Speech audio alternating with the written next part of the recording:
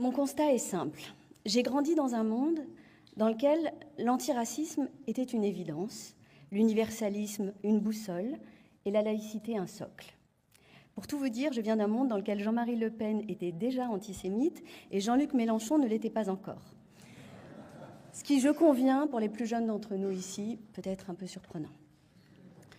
Personne à l'époque n'aurait pu confondre l'extrême droite avec un rempart contre quoi que ce soit, ni considérer le hijab comme un embellissement. Le combat contre le racisme et l'antisémitisme était un combat contre les identitaires de tout poil et de toute barbe.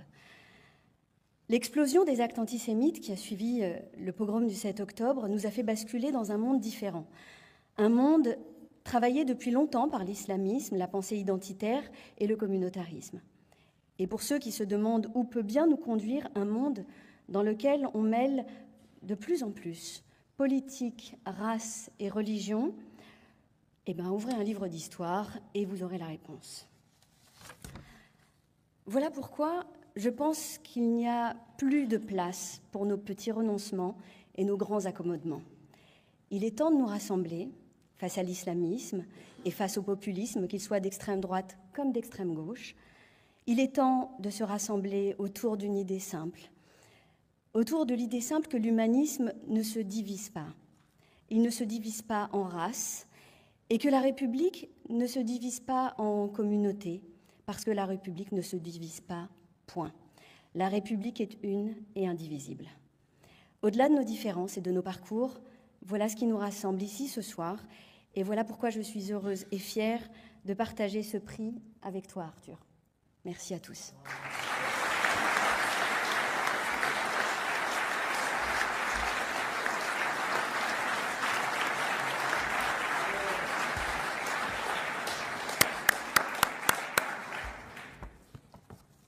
Pas facile de passer après tout le monde. Je vais donner le prix à mon père, ça va me donner.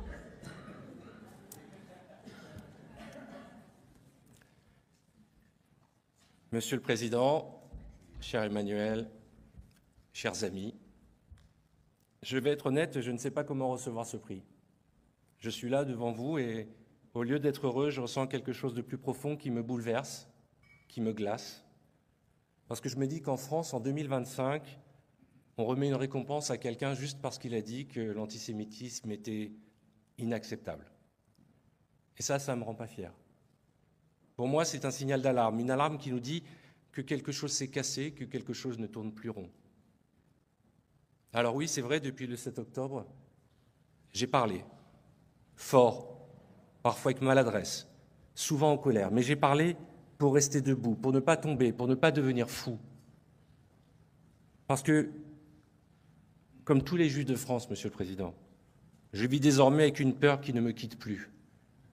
Pas une peur abstraite, une peur intime, une peur qui vous réveille la nuit, une peur qu'on n'avoue qu'à demi-mot, même à ses proches.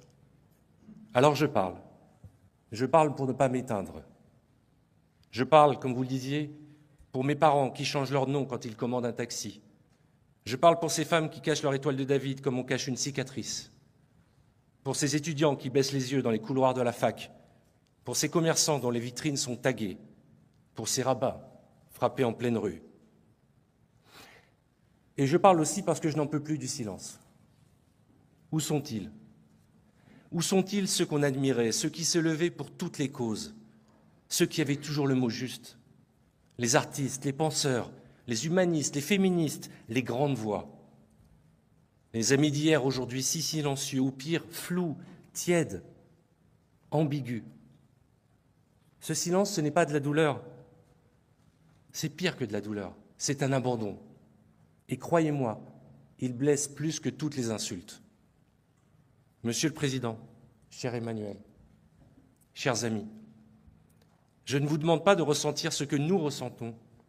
Je ne vous demande pas de vivre nos peurs. Je ne vous demande pas de vous mettre à notre place. Je vous demande de prendre la vôtre, votre place, celle qui engage, celle qui protège pour que l'histoire ne se répète pas. Votre place, debout, claire, ferme. Tenez la ligne.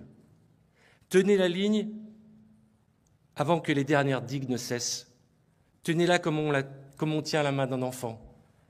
Tenez-la comme on tient une promesse qu'on ne peut pas trahir. Parce que ça commence toujours par les Juifs. Et puis ça déborde, ça engloutit, ça emporte tout. Et pendant que parfois la République hésite, la haine, elle avance, elle s'installe, elle prend ses aises, elle ne rase plus les murs, elle les peint, elle les signe, avec son nouveau cheval de Troie, l'antisionisme. Celui qui dit Israël, mais pense juif. Celui qui prétend critiquer une politique, mais qui déteste en fait une identité. Cet antisionisme qui tente de rendre la haine du juif acceptable. Alors ce prix, je ne peux pas le garder pour moi. Je le tends. Je le tends à tous ceux qui, même dans cette période trouble, restent dignes, loyaux, debout. Je le tends à Sophia, mon amie. Toi qui n'avais que des coups à prendre, tu t'es levée sans calcul, sans rien attendre, courageuse. Je le tends à mes amis du maquis, à mes bastards, à mes justes, ceux qui ne parlent pas mais qui agissent dans l'ombre, dans la poussière, dans le vrai. Je le tends bien entendu à Claude et à la famille Pierre Bloch, à Mario et ses équipes de la CLICRA qui tiennent bon et sans relâche. Je le tends à Maëva, ma femme, qui encaisse tout sans jamais se plaindre. Alors croyez-moi, je ne suis pas du tout un héros, je suis juste un homme, un père, un citoyen, un Français, un Juif. Et tant qu'il me restera une voix, je ne me tairai pas, je ne m'excuserai pas, je ne reculerai pas. Merci à tous.